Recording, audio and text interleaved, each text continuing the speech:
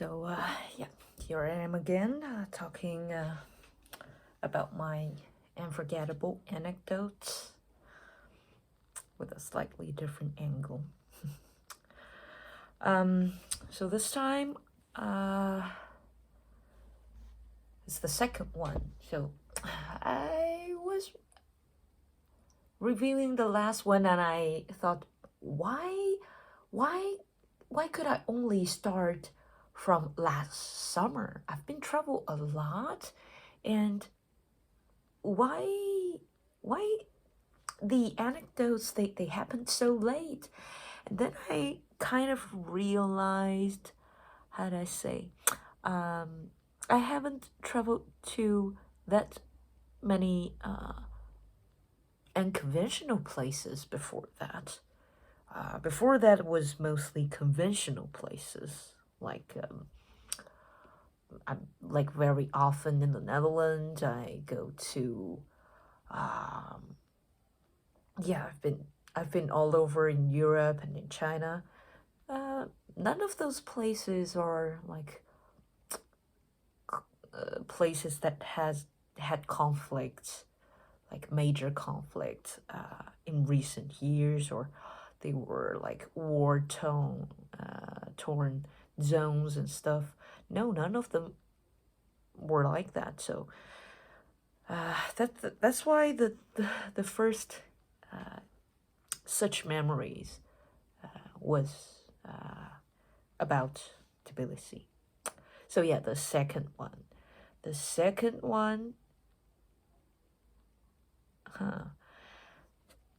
it would be March then. Well, although between these two timestamp, which are last summer in Georgia and this March in Croatia, that's what I'm gonna talk about. I've been to Kosovo. I've been to northern Cyprus, but they weren't like you. They weren't strange things that happened in those places. So yeah, let me start with Croatia. These are all like the things that I'm gonna talk about in these video recordings are all things that you would never thought that you can experience. So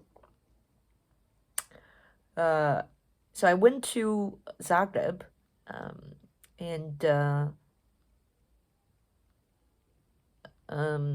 I started my night with a concert that I reserved in the Philharmonica. But what I didn't know was, because I don't know Serbo-Croatian, was that the concert was a mishmash of classical music played by the orchestra and a rock band basically singing songs about queens. Firstly, I'm not so much into music with lyrics, and then I'm probably too young to know details about this band. Obviously, I've heard the name, and I don't think Bohemian Rhapsody is I'd say is a nice song. I just don't like it. So yeah, that was really a special concert. The conductor of the orchestra was young, maybe even younger than me, but I sensed that some of the orchestra musicians, they really hated that concert, and their facial expression was like, why am I here? Why am I playing this? Yeah, because also the band, they had wires on their instrument, so their sound really overshadowed the sound played by those classical instruments. So the orchestra was basically background music. So yeah, so that was how I started my evening, and then I went back to my accommodation. I took a shower, rested a little bit, and then I went to this club, right? So this club wasn't really close to the old town, but it was quite close. It was of a walkable distance from where I lived. I didn't know what to expect, and but anyway, I arrived there at about 1 a.m. because I thought that's when the music starts to get good. So I went in, they asked me for entrance fee, so I asked, can I pay by card? And they said, no. Because the club name is Depot. I've heard local people pronounce it like Depot. So it's basically a depot transferred to a club. The whole area is like a garage area. I don't know if it's still functioning or not, but at least that sort of like a warehouse type of building was used by the club. And I said I have no cash. I only brought my card. Honestly, I only brought like one my bank card and my ID in case they check it. But obviously it's the Balkans. They're pretty chill about age control. So yeah, and they just let me in. I thought, yeah, I was lucky. They were nice to me. Yeah.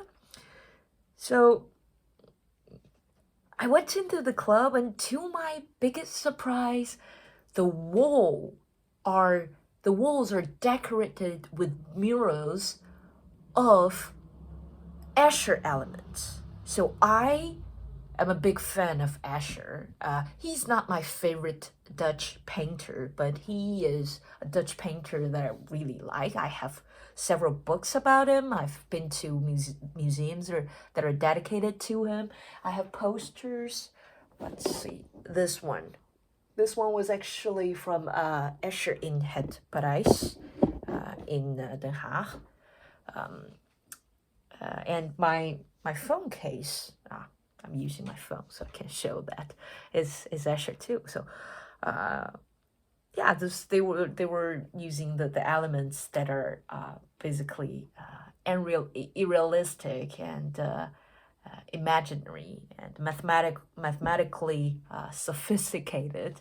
It was, to me, it was great amusement, and so I liked it, and the music was quite good. There weren't that many people. It was a Saturday or a Friday or something like that, really. I was quite surprised. There were, I don't know, like 30 people, something like that. So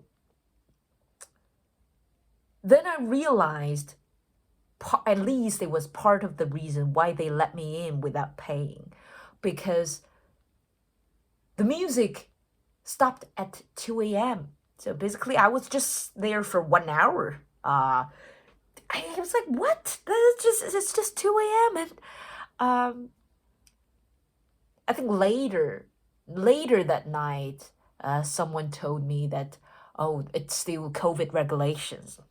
Yeah, so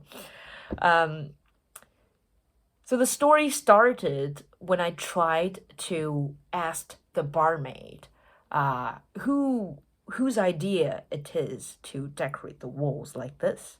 And I don't know if it's because the barmaid didn't really speak English, or it was like she was so tired and so overwhelmed by work. I mean, people gone. It was just maybe she's tired, so she didn't give me an answer. And this dude, also standing in front of the bar, not far from me, I think he started talking with me. He was like really hippie hair, hippie makeup. Did he have makeup? I don't remember. Yeah, hippie dresses. It's it's like very, very hippie. And we started talking. I still never got the answer of who designed the walls, but so he asked where am I from. I said I'm from Paris, and he said, oh, um I think he directly started with French because his ancestry, it's not even ancestry, his family is a little bit mixed. I mean, my ancestry I can trace it to Uzbekistan, but my family is quite simple. So he's Tunisian Quebecois or just Canadian French? No, a Corsican. Corsican, yeah. Well, French, but Corsican. So, yeah, so he started to speak French with me, and then he told me he was one of the musicians. Basically, I just caught the last set. I didn't even hear him play, and he said the dude who played in the last set is his friend.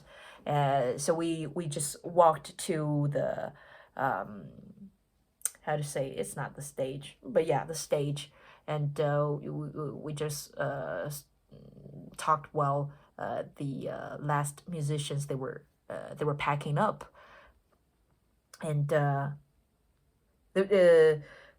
so they were roommates when my friend, the one who talked with me, he became my friend, when my friend lived in Croatia. So and then my friend said, do you want to go with us? We're gonna go to his place. I was like, fuck yeah, why not? I mean, I just partied for like 1 hour. So yeah, I was up for it. Yeah, and then we hopped into the car of the co-star of my friend's friends. Anyway, we had our ride, and we arrived at the last musician's place. His name's Stevel. My friend's name is it's Kevin. Kevin. So then we realized that no, not realized. So we were talking, and Stevel is actually a teacher. He he teaches, like, I don't remember it's pupils or like junior high school students. Anyway, like young children. And I was surprised, and I like seeing people chasing their dreams. So yeah, like his day job is a teacher. He teaches children, and his night job is it's a fucking techno DJ. Yeah. So uh we talked, we had beers, and Stevo showed us his like super cool disco light that he bought. It's like he transferred to Starry Skies, and like transferred to some different beautiful patterns. I mean, I also have a disco light, but it's like really simple. It's like analog. You kind of program it by pushing the numbers and stuff. It's nothing like his light. So yeah, and we played some music, and then later some other people came. This story, the special thing to me, well, of course there are a lot of special things, but one of the things is I was in Croatia because that was my second Yugoslav trip. I was using Zagreb as my base. I went to Podgorica for a few days, Crne Gore. It was a terrible experience as a solo female traveler. I get hassled a lot. People are really badly behaved, I have to say. Really, no education, no culture, no proper behavior. I'm sorry. And some people are even narrow-mindedly rude. Yeah. Anyways, a base. So I went to Montenegro and Slovenia too. I went to Ljubljana. So I was fascinated with Yugoslav history. It's part of the, to me, it's part of the fallen countries. It's the type of nostalgia that I sense. It's a type of nostalgia of, for example, the Achaemenid Empire, of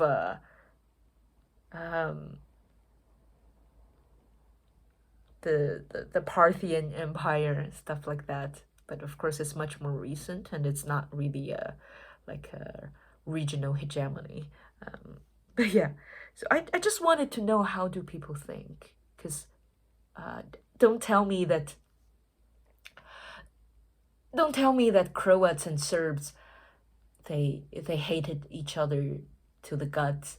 Don't tell me that they're not brothers and sisters. Don't tell me that they're meant to separate. Don't tell me that it's respecting people's choice and respecting independence and stuff. I don't believe any of that bullshit.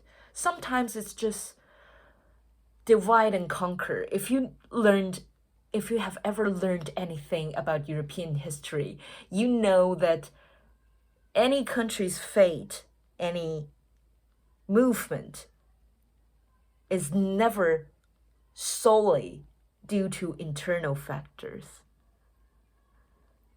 In the case of Yugoslavia, I don't know. Maybe even external factors are bigger, because I mean, even back at the time, not every European major countries, they were positive to the idea of the breakup of Yugoslavia.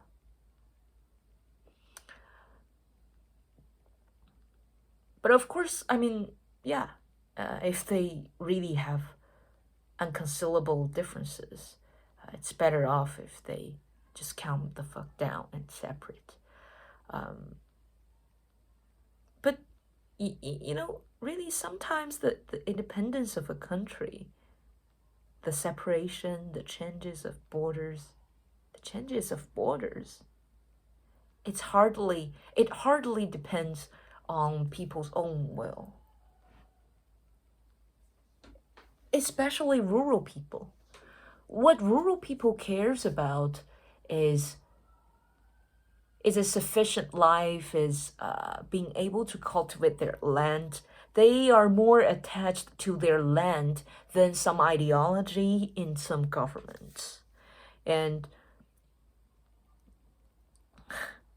yeah. So if you ask them, without them having been affected by political demagogues, manipulation, if you ask them what do they want, I don't believe that everybody will say we like to be separated. Sometimes it's dividing the same people apart. I'm not saying which country should not exist or anything. I'm just listing a few facts. Moldovans and Romanians, they are really the same people. It's just Moldova was part of USSR and Romania wasn't. Moldova has more Russian influence. They probably still teach Russian in school and stuff. Romania probably is not. But that's the difference. Or what else? Azerbaijan and the northern Azeri region of Iran. But Azerbaijan it's a whole other story. Before it gained independence at 91 or 90, anyway, 91, I guess, after the breakup of Soviet Union. They were part of Russian Empire, of course. But before they were part of Russian Empire, they were part of Persian Empire. So Russian Empire's southward expansion was at the expense of the Ottoman Empire and the Persian Empire, of course. So yeah, so that's the latest reason how we can trace that trace about the existence of the Azeri region in Iran. But yeah, I've been diverting too far. Yes. So back to Croatia. Yeah. So basically, one question that I try to ask everybody during that trip. I want to say every Yugoslav, but I guess I don't. Some people might not like this term. I try to ask all of them, what do they feel about? How do they feel about their country? How do they think of Serbs? How do they think of Croats? How do they think of Montenegrins? How do they think of Yugoslavia? And I mean, of course, they're the people that I asked. They're all English speakers. I don't speak Serbo-Croatian, and to my surprise, I didn't hear any negative talks. I really hear nostalgia. Because that's the thing of the Soviet Union. That's the difference of the Soviet Union and Yugoslavia, isn't it? Because Yugoslavia is much more close. Those people, they're, to a large extent, they feel close to each other. But were they victim of the influence to separate them up? Because, I mean, Serbo-Croatian, Bosniak, Montenegrin, everything is with a hyphen. This is one language. Come on, one language. They can all understand each other. It's their mother tongue. That should push them closer together than anything. Well, for the Russian Empire, of course, it's quite diverse.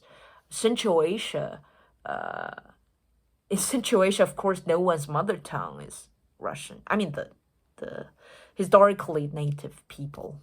Of course, now everybody speaks various degrees of Russian, but their native tongue, it's so different. Same thing for the Eastern Slavs. Belarusian language is almost wiped out.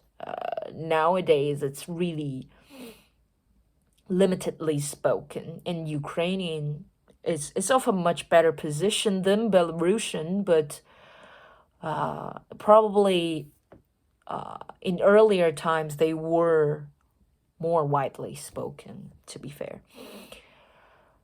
Yeah.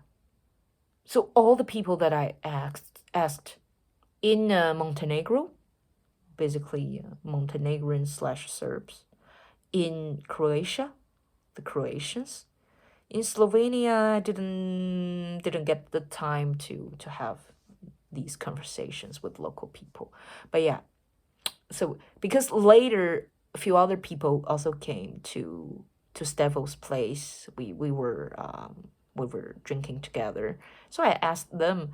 They said, so what they said was, we were all child of Yugoslavia. So yeah, they were all born before the 90s then. Yeah. They're young people. But still, they didn't grow up in Yugoslavia, right? So what they have, the memories that they have of Yugoslavia, is more of an acquired one rather than an experienced one. Yeah. Also to include the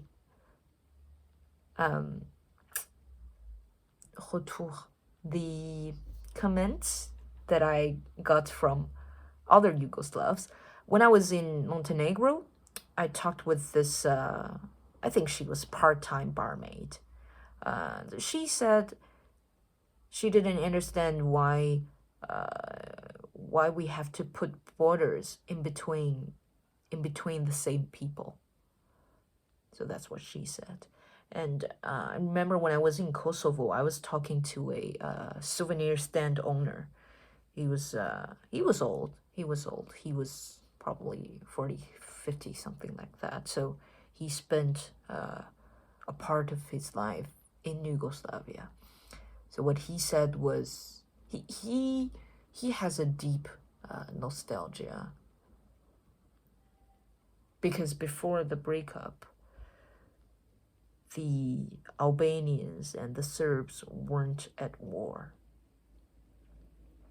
I mean, the ethnic Albanians in Kosovo, in nowadays Kosovo. Sometimes I don't believe that people really want to fight to that degree. I mean, of course, human is a bloodthirsty animal. We fight each other, we kill each other. But do they really hate their neighbors? Especially the ethnic Albanians in Yugoslavia.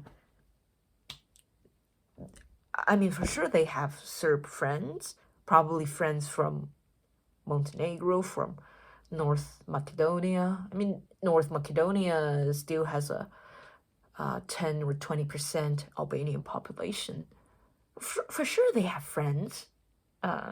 It's a big country in European standards. It's a big country. And do they really hate their neighbors? I mean, I just don't think so. So yeah. So back to our after party in Zagreb. Yeah, so that's what I asked. I have this deep, complex nostalgia towards all of the lost empires. I mean, the United Provinces, which was the Netherlands before Belgium said bye-bye. This is also something that how to say, lingers in my mind. I mean, part of the reason of the founding of Belgium as a country was that Britain didn't want France to have nice things, and they want to create a buffer state above France. So that's part of the reason. I mean, probably the southern people in southern Netherlands, they do have inconceivable differences with the northern Netherlands, which I don't really think so. But yeah, is it really the best thing that they separated? I mean, if we let the people that day, back in the days, to decide, I am not sure. Because back in the days, people, even nowadays, people don't really have their own choice. The mass is really easily influenced, demagogued by politicians or whatever. Lots of people don't really have an idea. Back then, nobody cared if they have any ideas or not.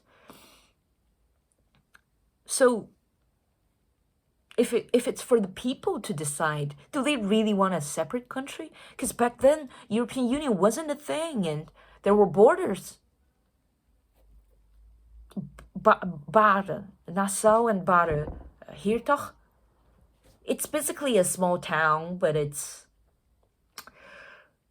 how to say, it's the one of the messiest border in the world. Basically, in this small town, one house could be in the middle of the Dutch-Belgian border, and your neighbor might be a Belgian. Your neighbor's house might be in Belgium, even though you're on the same street, and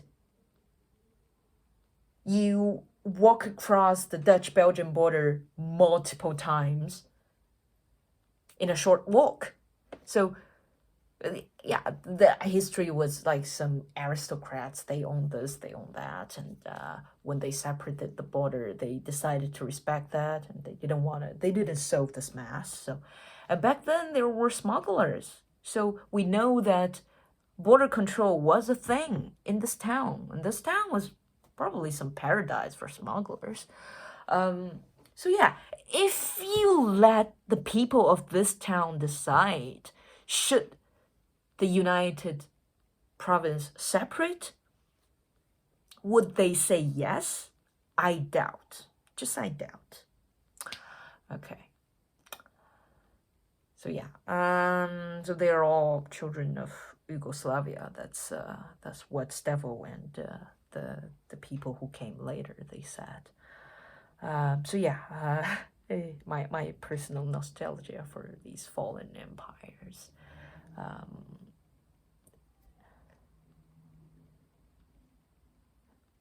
Yeah. And then I decided to go at some point, something like 4 or whatever, because I think the next day I was going to Slovenia. So I was like, I still need to travel. I want to go back and just sleep for a while. But it was a little cold. It was a little cold, and I didn't bring lots of clothes because that club was just like a walkable distance from my accommodation. I mean, even if I was cold, I can just run back. I was in my like explorer setup.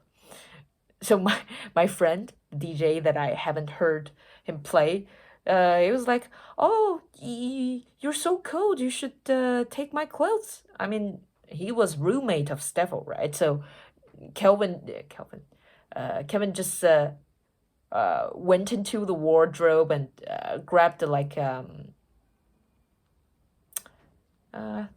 does that type of clothes called? But anyways, like something like a wool jacket, that type of stuff. So he just gave me that and he said, take it, just take it. So yeah, I took it, and because I only had my card and my ID, remember, I don't have any means to go back. And then they started to give me coins and money for me to take a taxi back, and they called a Uber for me.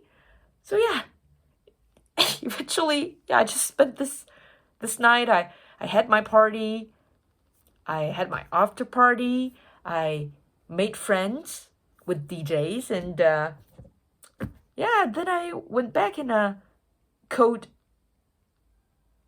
after midnight / morning. So yeah, yeah. So that's my second experience. Haven't got the chance to see my friend again. Well, now it's end of May, right? Because April I was in my grand voyage for the whole month, and I couldn't go anywhere else because I already planned everything, bought every ticket and stuff. Yeah, hope I can manage to see my friend again.